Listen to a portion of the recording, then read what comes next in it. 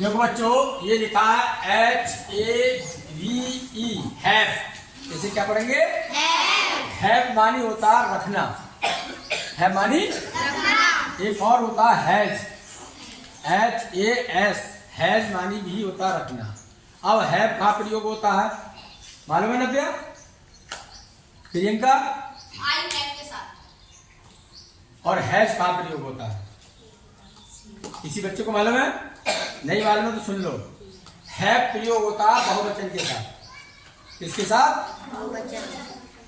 और हैज प्रयोग होता है एक वचन के साथ। आई क्या है? यहाँ पर बहुवचन में आता है। वी के साथ भी हैव आएगा, आई के साथ हैव आएगा, यू के साथ हैव आएगा, लेकिन ही के साथ हैज आएगा, शी के साथ हैज आएगा, इट के साथ हैज आएगा। ये बात दिमाग में होना चाहिए। मैंने यहाँ आई का प्रयोग किया है, यहाँ पर ही का प्रयोग किया है। एक वचन है ही, ये आई क्या है? बहुवचन है। तो देखो यह कुछ मीनिंग्स लिखी है। FACE, फेस, फेस मानी होता है चेहरा, फेस मानी आवाज निकालिए। ये लिखा है हेड, हेड मानी होता है सिर। फिर लिखा है हैंड्स, हैंड्स, ऐसे लगा हुआ है, बहुत सारे हाथ। फिंगर्स, बहुत सारी उंगलियां। लेग्स, टांगे, एक नहीं दो टांगे, 3 टांगे। नेक, गर्दन।